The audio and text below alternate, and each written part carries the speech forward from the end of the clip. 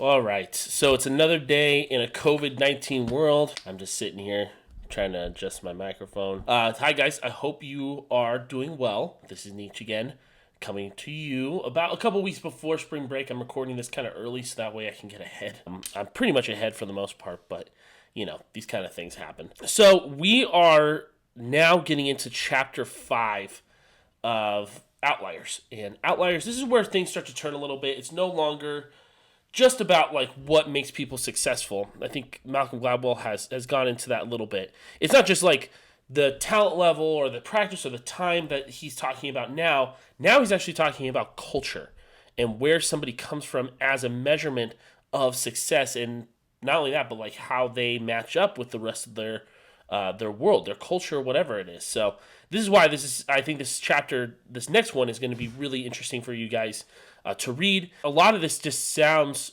very familiar, I think, with what is going on now, and this is part of the discussion we can have this week in talking about how certain cultures or being a part of a certain culture or coming from certain things can make you successful at certain things rather than, what you might think. So let's get going. We're going to talk really quickly about this.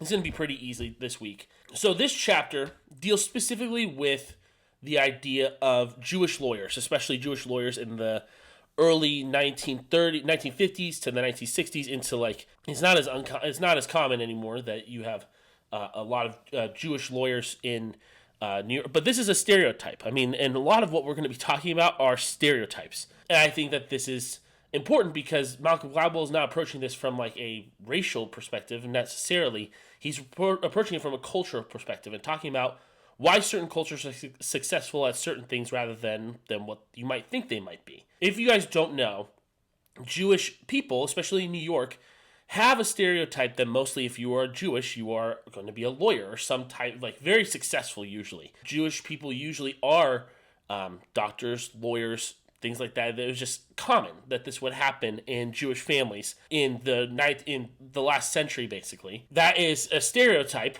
for sure. There are plenty of people who are Jewish who weren't doctors or lawyers, but it just happened that in New York there were a ton of them. So what Malcolm Gladwell is exploring is why is that? Why did these people all of a sudden why did Jewish people just become lawyers? Really out of nowhere. Jewish people have often been mistreated throughout the last thousands of years and have faced a lot of racial uncertainties, have faced a lot of racial biases. So the history has not been kind to Jewish people over the course of many centuries usually. And I think that this is important to talk about because Gladwell is laying out why these people are the way that they are. Like why did people who were Jewish, why did they end up going into this to the law? What made them go there? And he focuses specifically on this guy named Joe Flom. Now, Joe Flom is a Jewish lawyer in New York who is and most influential Jewish lawyers in all of New York.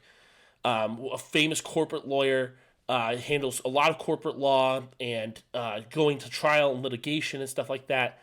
And he came into a time where it really was advantageous for him to go into law, even though it didn't really seem like it. So we're going to talk a little bit about what set him up for success and why that is. So what made Joe Flom successful was not only did he end up being and studying law at the right time, he came at a time where it really seemed like the worst time to go after going into the law, especially for a Jewish person.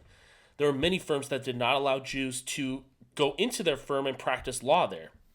And that was mostly because it was ran by people who were Christian or other things, and people had sort of this very high prejudice of Jewish people at that time. So Joe Flom and his other peers who were Jewish and lawyers weren't really finding work at this point. So what did they do? They ended up creating their own firm where they hired only Jewish lawyers who were practicing a certain type of law. And a law at this point, you guys have to realize it was not like it is now, where you just like say like, well, I'm going to sue you and then that's it. Like you only went to trial if it was very, very, very serious. Like you actually absolutely had to go and there was no other reason for you to. That was a really important point that really when they looked at everything, when they looked at the whole corporate world, people did not sue each other as much as they did before. Now it's just like commonplace that people just go to trial, or maybe try to avoid trial, but they for sure threaten to sue each other. And this was changing rapidly. So now you went from a time where that was starting to change, where people tried to avoid trial as much as possible, to now they just went to trial all the time. And what happened was is that a lot of these firms that weren't hiring Joe Flom and all these other Jewish lawyers at the time were now faced with a very rapidly changing legal system. And all of a sudden, their skill set didn't fit with what they needed. They did not have people that were ready enough to face like a trial, a very serious trial. And so what happened was Joe Flom, who had been studying this type of law for years, corporate law, and also having been a very good trial litigator, ended up becoming very successful because he had all those skills and those practices, like what we talk about with, he probably had more than 10,000 hours by the time he got hired by many of these people, these corporations and big firms. And not only that, but these old Wall Street firms ended up going to Joe Flom and hiring him because he was the one with the most talent and most experience.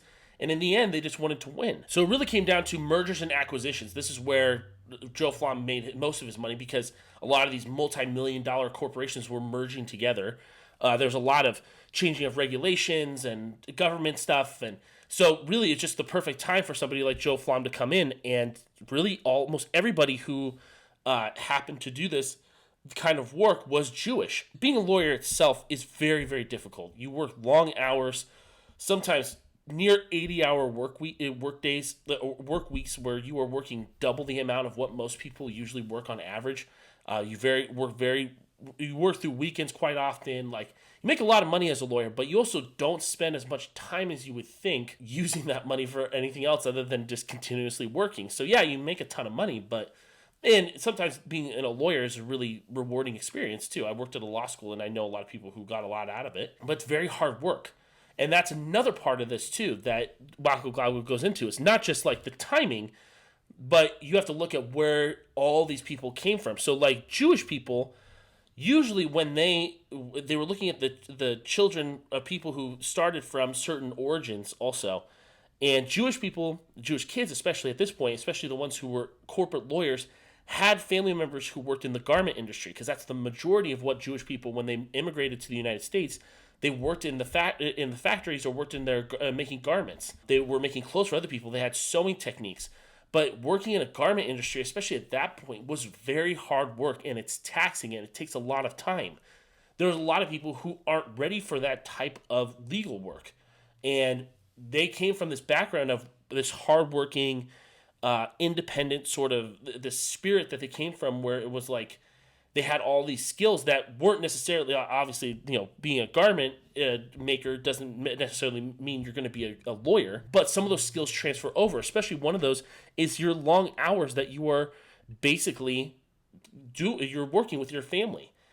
So they had this advantage that not only were they ready to do the hard work that was required of being a lawyer in the 1970s and 80s, in corporate law especially, where it took up a majority of your time, and now all of a sudden they are ready and prepared for that hard work where they were going to outwork everybody who they faced. So they were the hardest working, they were the most skilled in terms of the amount of time that they spent putting into that. They got lucky too. I mean, really, it's just sheer luck that like every skill that they needed was ready for them to become successful. And then all of a sudden, that's where they just become this massive success. It's all about timing. And we've talked a lot about how you have to put in practice. You have your certain skill set where you have to get lucky on where you come from, like the amount of the program that you put into, that you're recognized as talented. All this stuff that we've been talking about these last couple chapters makes a difference, right? But it's not just that. It's not just practical knowledge. It's not any of that stuff. It's also just about the timing and the luck that comes with you're coming from a certain culture where you learn how to do that hard work. And that hard work that you put in makes you skilled in a lot of other areas that maybe you don't realize. So I feel like that's the most important part of this chapter, and the thing that I want you guys to take away is that this is not just about how much time and your skill level, all that stuff. Like, you can be the most talented person on earth, but somebody who outworks you and has the skills to outwork you is probably much more talented than you are. If you're not used to working 12 hours a week, 12 hours a day. If you're not used to any of that stuff and you don't have those skill sets, then you're going to have a really hard time catching up to other people who do have those skill sets. So that's where success isn't just about this. It's about all these other little things that we just don't think about. And that's why this chapter is so cool, just as an intro to like what is going to come next, because the next couple of chapters you'll see deal a lot with this kind of stuff and deal a lot with this kind of idea of what success is on a cultural level and how your culture helps you succeed into the future. That's basically it for this chapter of what we're going to talk about this week. So what I want you guys to do and focus on as you come back from break, so now this is after break, and I'm recording this so long in advance that I kind of forgot about that. But you guys have to read chapter 5, so this is the chapter about Joe Flom. It's a little bit long, so I would tell you to take your time and to also read throughout the week.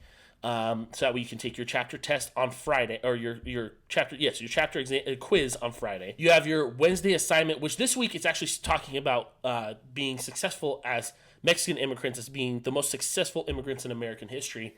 And I feel like this is really important to read this and like kind of compare it to the situation that Joe Flom came into, because he came from a lot of immigrant backgrounds. And then I know many of you have come from that. Some of you haven't, but many of you have probably come from a situation where you do have at least, you're like 2 generations or 3 generations removed from people from your families coming from a different background, or from an immigrant background. And especially now is a good time to kind of look at this, because this is talking about how your past or your culture kind of defines your skills in the future.